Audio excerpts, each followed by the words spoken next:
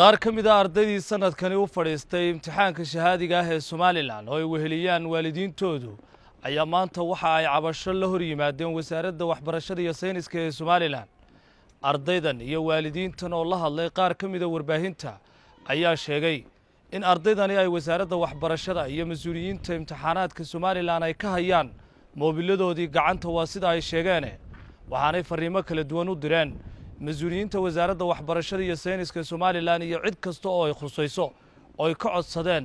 in moobiladoodii dib loogu soo celiyo laga qaaday maalintii imtixaanka. Taaka markii aanu tagnay ee aanu nimina waxana laga hor keenay askar iyo maxay hayday rasaas bana laga hor keenay xaqeygii waan doonaynaa gudoomiyaha imtixaanaadka waxaan leenahay Daawud Axmed Faarax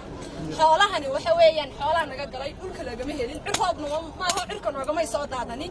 ardayda yar yar ee xoolahooda laga urursaday qaar qaaliya baa ku jiran oo aan goynahaynba waxaan ka codsanaynaa gudoomiyaha iyo wasiirkaba xoolaha inay si degdeg ah u soo celiyaan waa mustaqbalkii beritoona idin bedeli la waa mustaqbalkii ubadka maxay beritoona bedeli la jiilkii bedeli la weeyaan waxoodii si degdeg ah in loogu soo celiyaan doonina la xajala naga hadlina saalkaana taati saaka lixdii baanaan moobilada laga qaday ee la yiri keena khamiista la idisiinaya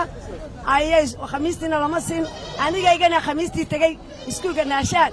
ee riboorka ku yaal waxa la igu yiri imtixaanka waxa la geeyay waxa la geeyay wasaaradda imtixaanka la geeyay markii aanu iska nimi maanta ay xad tahayna aanu nimi aanu meesha iskugu nimi kii waashmaanka ay meesha joogay ayaa ciidan noo dalbaday askariga ciidan noo dalbaday laba gaadha yini labadii gaadha la rasaasay annagoo waalida ayaana la raasay oo barba meel ka dhacay caruurta ma meel ka dhacay marka dhibaatadaas aan gaadhay rasaasna ma lahayn waxayagii waa la idisiinay waana la siiyay doonay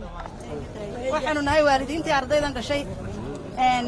ardayduna waa kala laba waxa weeyaan arday waxa laga qaaday imtixaanada kuwii imtixaanada iyo galaasida dhexdooda laga qaaday mabay soo doonan mana imanin ardaydii banaanka laga qaaday ayaa maxaan ku dhaday la yiri wixii waa la idin haynayaa keena markii lagu yiri maalinta imtixaanka u dambaysa la idin siinayaana waxa weeyaan maxaan ku dhaday waxa lagu yiri wasaaradda xafiiska imtixaanaadka u soo doonta xafiiska imtixaanaadka hadaan u soo doonanina waalidiintii afarta daamooda Hargeysa maanta ka yimid oo midna aanu garanin midna aanu ogeyn markii aanu soo taagnay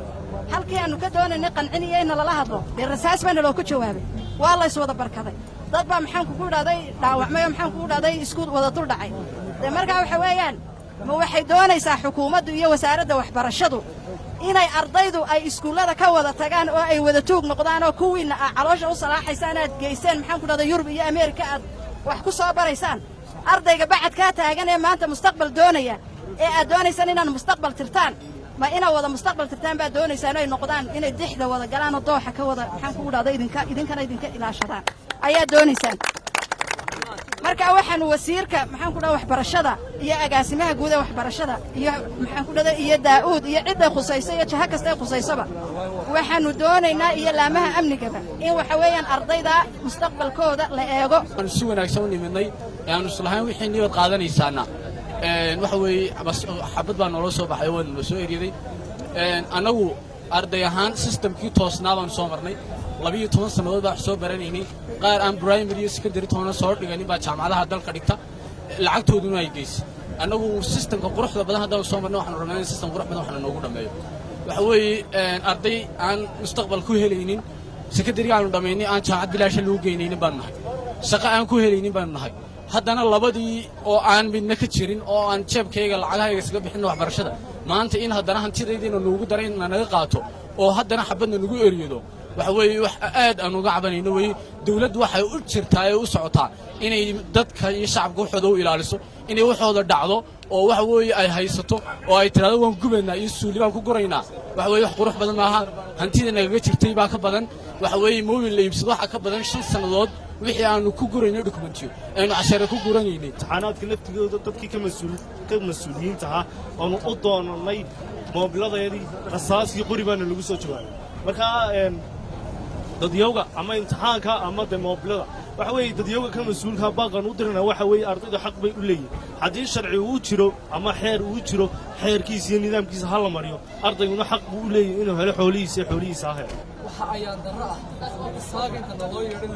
kaalay wixii soo doonta haddana naloo sameeyey kiis kale oo ahayd inaannu dagaal u soconno annagu dagaal haddaannu doonayno iskuulkaagana laga qaaday markana la yidhi annagaa kuu hayn annaga arbacada markuu imtixaanku nii dhawaado khamiista ayaad qaadanaysaa in haddana saaka kiis kalena loo sameeyo la yidhaahdo waxaad tihiin tuug oo waxaad tihiin maxay ahayday dabaajiir oo haddana maxay ahayday saakana lagu hanjabo waynu xidhayaa annaga waxaygay maqan yahay annagu saaka markuu supervisor shalay naga qaadayey dee waannu u dhiibnay waannu aaminay dibadda markuu dayrka naga qaaday waannu u dhiibanaynay ilaa waxayga waannu haysan kari lahaynay haddana markuu qofka bini'aadanka markuu ku aamino inaad weji kale la yeelatid maaha daawud axmed faraxan waxaan leeyahay daawudoo adaa na yidhi noo kaalaya xafiiska nagu kaalay dee inaad adigu wadid ma garanayno inaan nala dilo oo naloo awood sheegto oo dariis naloo sheegto annagu xaq baan leeyahay adna xaq baad leedahay haddaad xaqaaga ka soo gudbisa annaga iyagu ka soo gudbayaan laakiin ma aha in la yidhaahdo kiis kalena loo sameeyo annagu waxaygii maqan yahay oo weliba nalala ballamo nalala noo kaalaya in taa kale naloo sameeyo ma hadde axmed daahir nuux nasabka iyo sawirqaado sare ariido telefishinka caalamiga ah ee sahan hargeysa